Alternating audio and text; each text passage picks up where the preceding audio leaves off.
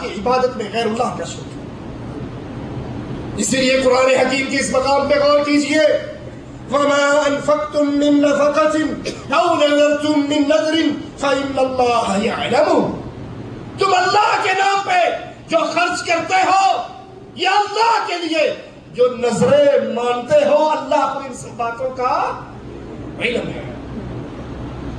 ایک فقیر آ کو کہے اور واللہ دل سے دعائیں نکلتی ہے محمد بن عبد الوہاب رحمۃ اللہ علیہ کے لیے، امام سعود رحمۃ اللہ علیہ کے لیے، اس سعودیہ کے اندر توحید کا کام کیا، انقلاب برپا کیا، توحید کو ایسے بچوں کے دلوں میں بٹھایا۔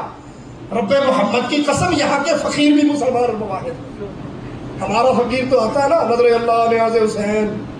میں مدینہ شریف جا رہا تو ایک فقیر مجھے راستے میں ملا، پیٹرول پمپ پہ میں نے گاڑی روکی، تیل بھروایا۔ واللہ اس فقیر میرے ہٹا کٹا بڑا پکا نوجوان، میرے جی میں تھا کہ یہ مستحق نہیں، اس کو نہیں دینا، لیکن اس کا جملہ سن کے مجھے اتنی خوشی ہوئی، میں نے بے اختیار بٹوا نکالا، پیسے بھرائے۔ اس نے کہا آچینی مما آتاک اللہ، مجھے اس مال میں سے دو جو مال تجھے اللہ نے دیا، تیرے باپ کا نہیں ہے، تجھے اللہ نے دیا ہے، اس میں سے مجھے دے۔ ہمارے یہاں کہتے ہیں پنجتن پاک دی خیر ہوئے، وہ مشرک ہے، غیر اللہ کے نام پہ مانتا ہے، غیر اللہ کے نام پہ نظر و نیاز دینا حرام ہے، اور نظر نیاز نفقہ خرچ کرنا منتیں ماننا وہ عبادت ہے خالص اللہ عز و جل۔ جب بھی اس کا رخ اللہ سے ہٹا کر غیر اللہ کی طرف کیا جائے گا، انسان کے اعمال برباد ہو جائیں گے۔ امام ابن کثیر فرماتے ہیں اس آیت کی تفسیر میں کہ اللہ یہ خبر دے رہا ہے کہ وہ بندوں کی دی ہوئی ہر خیرات اور مانی ہوئی ہر نظر کو جانتا ہے، لہٰذا ان کو خوب جزا دے گا جو اس کی رضا میں خیرات اور نظر مانیں گے۔ ثابت ہوا نظر ماننا عبادت ہے کس کی؟ اللہ کی۔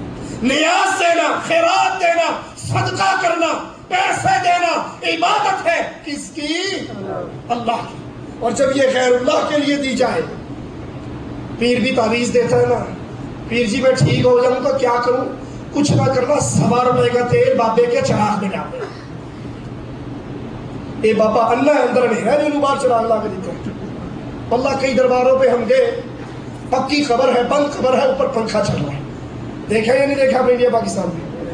پکی خبر بند اور اوپر پنکھا چل رہا ہے۔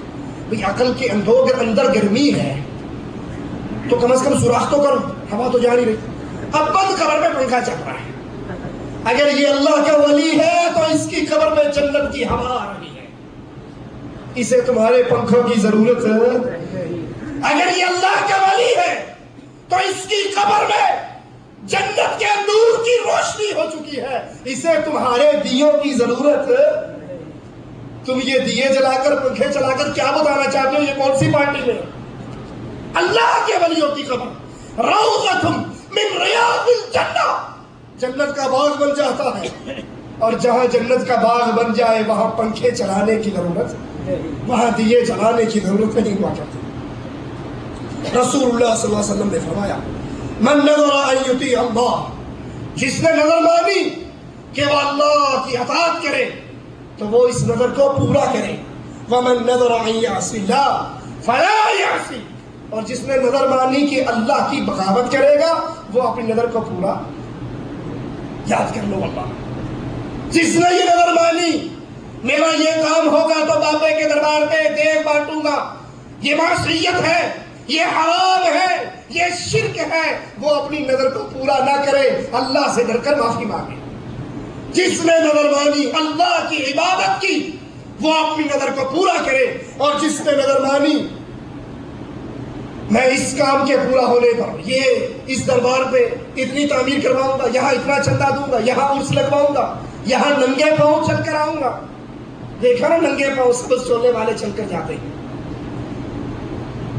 یہ عبادت ہے، یہ احترام ہے۔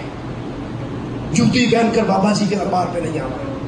تم بابے کے دربار کی بات کرتے ہو؟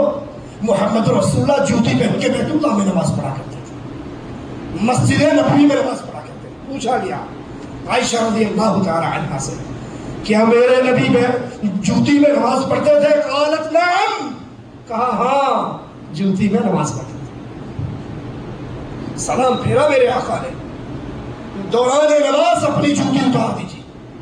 سلام پھیرا تو کیا دیکھا، صحابہ میں سے سبھی جوتی اتار چکے ہیں۔ اب یہ نماز یا مسجد نبوی کی ہے یا بیت اللہ کی ہے؟ تم اپنے درگاہوں اور اپنے بنائے ہوئے مورتیوں کی عزت کو بیت اللہ سے بڑھانا چاہتے ہو کہ وہاں پر ننگے پاؤں جانا ہے؟ نظر مانی ہے۔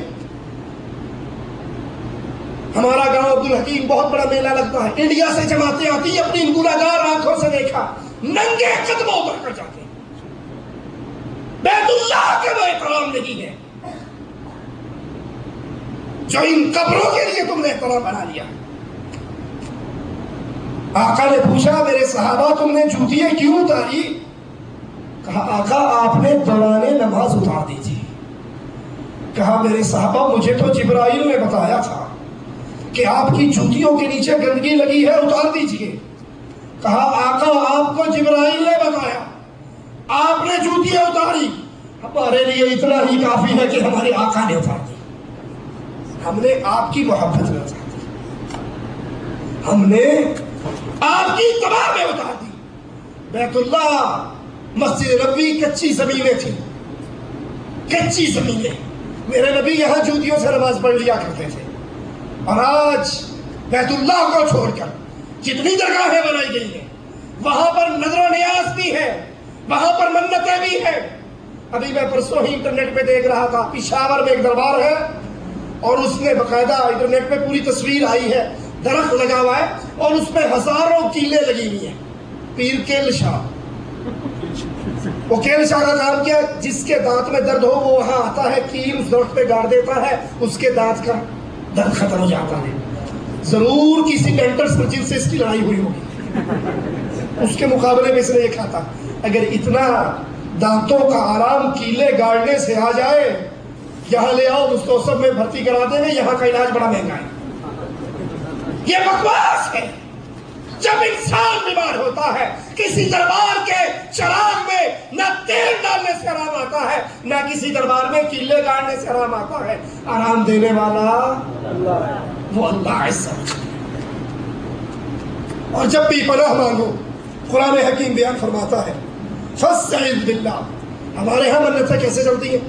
صبح صبح گاڑی والا نکلتا ہے، ڈرائیور کمائی کرنے سے پہلے رات کی بچی ہوئی کمائی میں سے پہلے بابا جی کے غلے میں پیسے ڈال کے ہاتھ باندھتا ہے، نہیں کرنا یہ پلی کرن دے قابل ہوتا تو مٹی کے تھلے دفن ہوتا، یہ باہر نہ پیا ہوتا۔